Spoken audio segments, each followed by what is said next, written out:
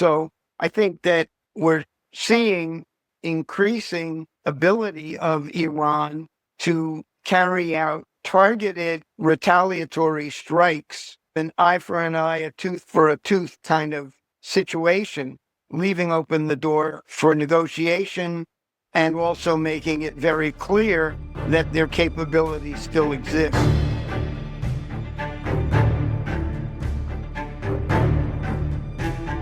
Good evening, everybody. 5 weeks ago, Jeff Steinberg sat down with the Heroes Path community and told you what was coming. He has been back every Friday since. Tonight, he comes back to a week that has compressed every contradiction of this war into a single 7-day sequence.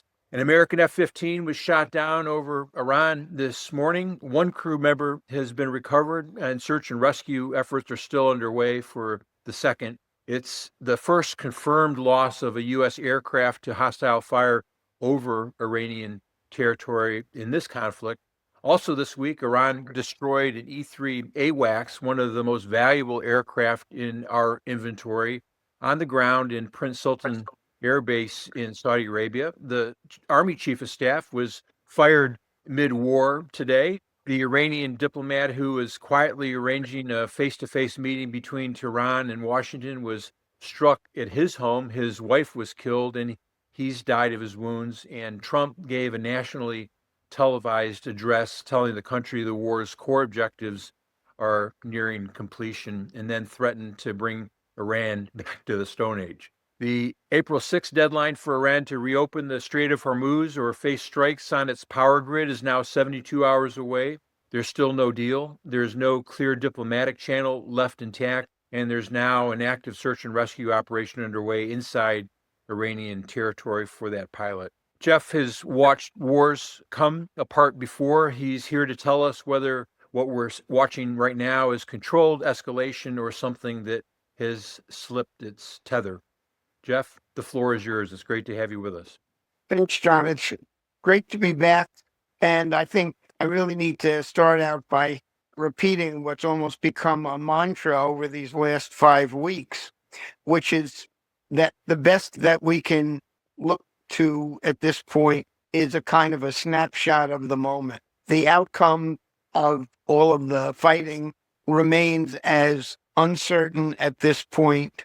As you pointed out, diplomacy is becoming more complicated by the fact that quite clearly the Israelis' objective is to basically eliminate anybody in the existing system who might be a viable point of contact to reach a deal with Trump. And so the Israelis' objective is very clearly absolute regime change, leaving nothing intact of the existing Islamic Republic system.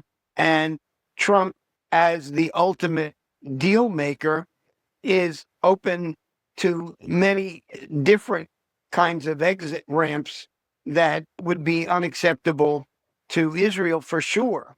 Now we've got a changed situation in the region where one of the other, I think, really important developments of the week is the fact that Gulf Arab countries, nominally in the name of Bahrain, but really reflecting all of the GCC countries, went to the UN Security Council seeking a resolution authorizing the use of force to reopen the Straits of Hormuz. And going into the war, the Gulf Arabs were actually opposed to starting such a conflict because they were concerned that their own economic well-being could be severely jeopardized. But now that's proven to be the case. They've become more aligned with a kind of an Israeli maximalist view, namely that they really want to see a decisive end to this, in which effectively the existing Iranian system is taken down and permanently alters the dynamics in the region.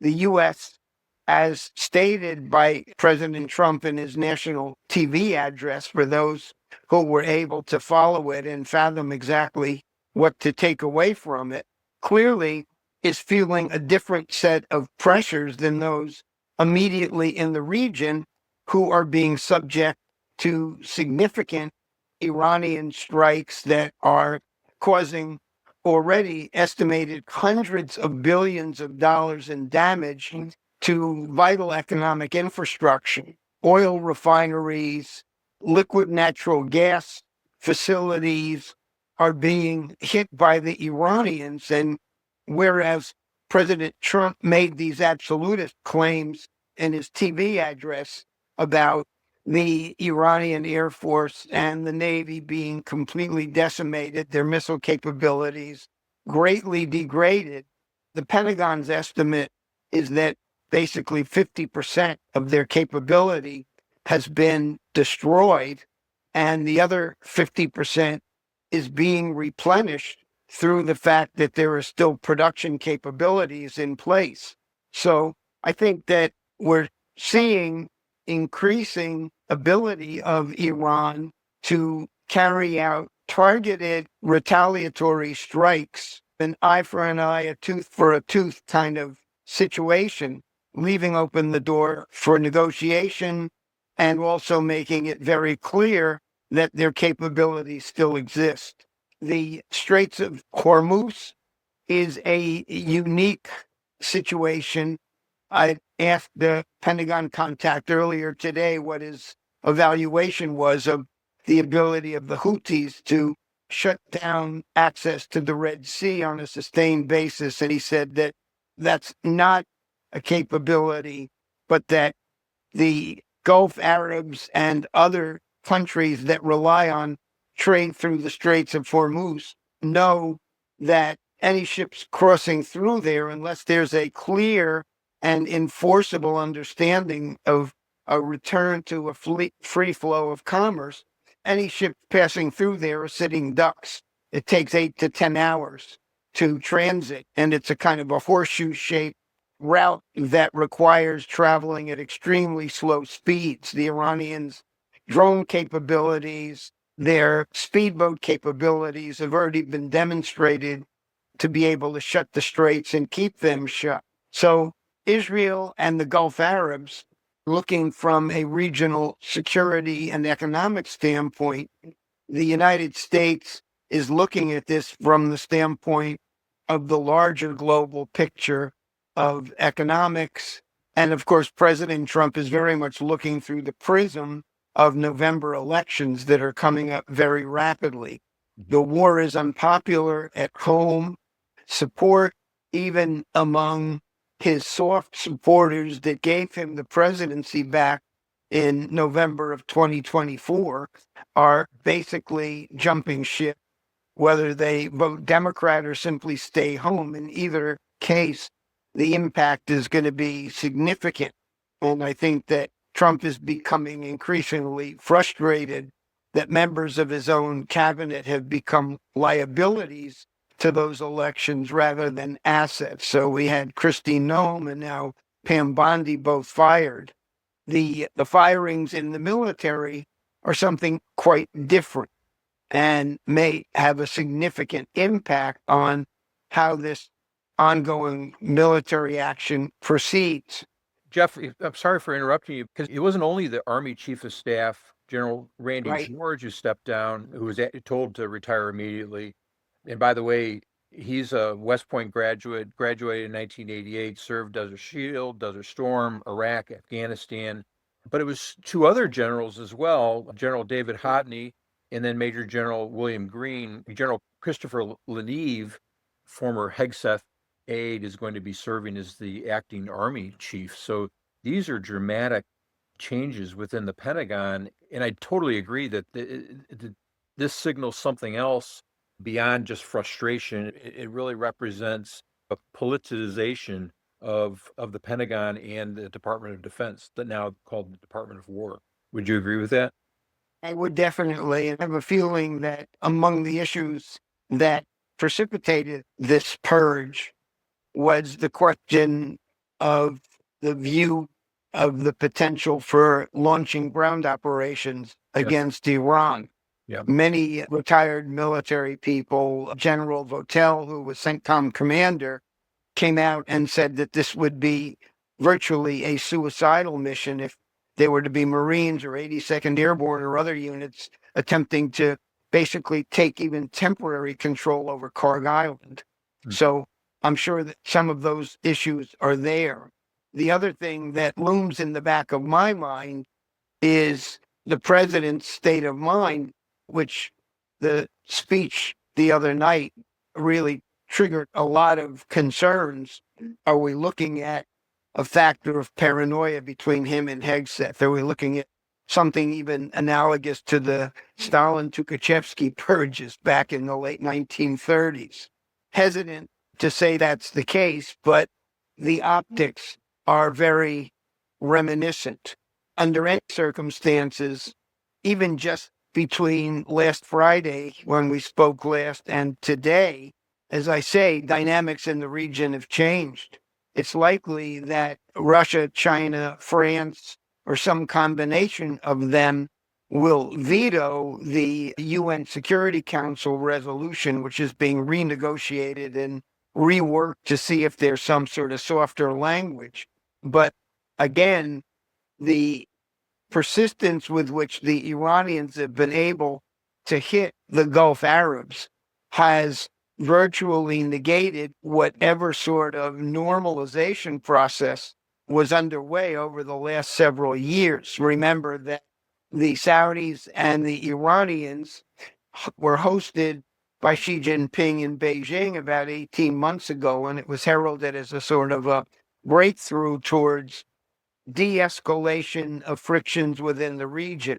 That whole situation is now gone.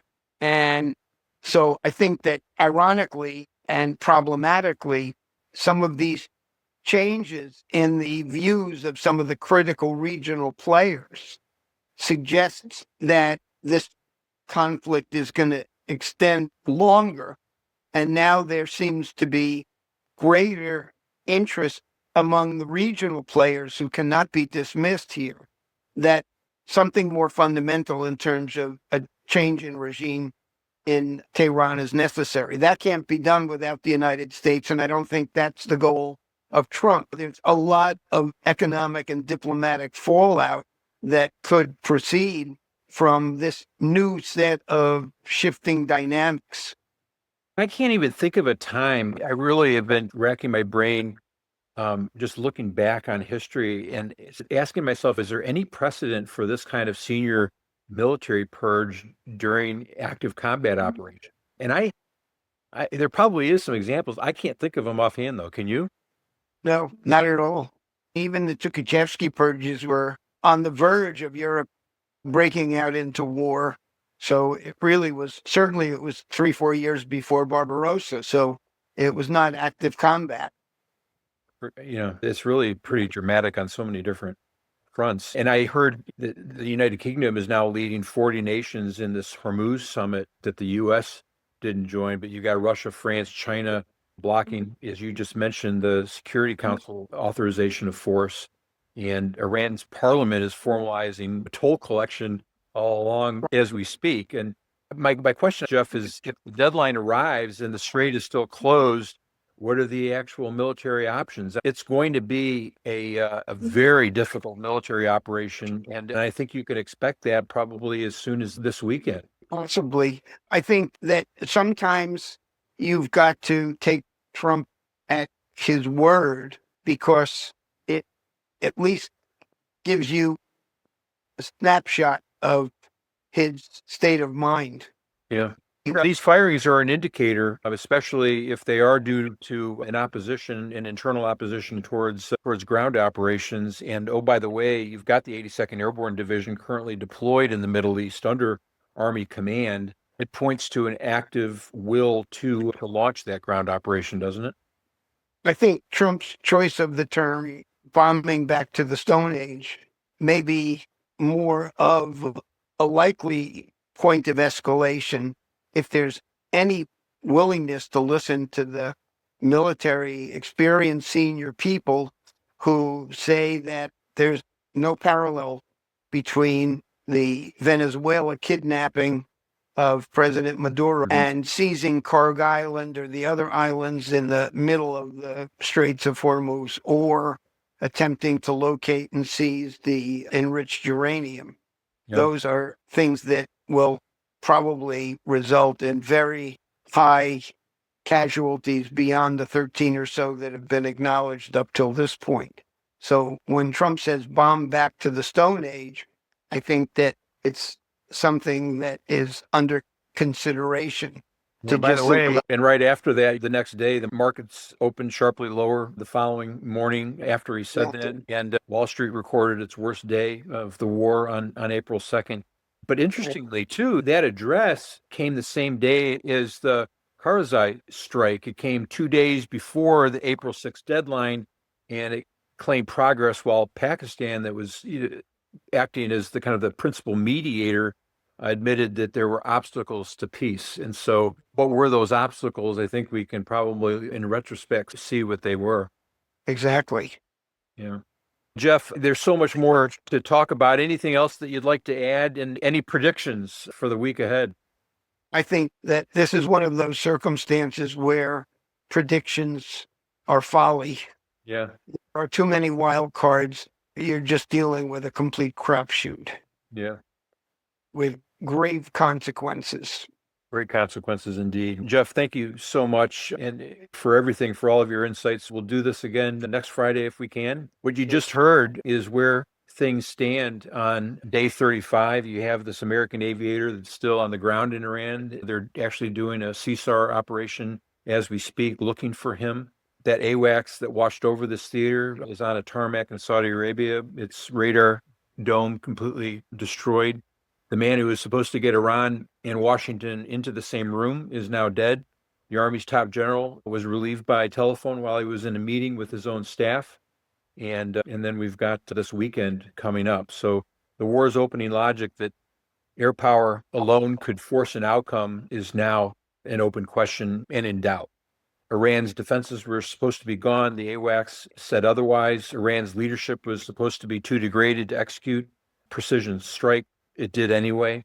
And the diplomatic track was supposed to be progressing, but Karzai's residents said otherwise. Here's what Hero's Path asks you to take from tonight. The hardest moments in any operation aren't when things go wrong all at once. They're when the picture you built to make sense of everything stops matching what you're seeing. That is the moment that demands the clearest thinking, not the loudest reaction. Jeff has given us an honest picture 5 weeks running, and we're going to have him back.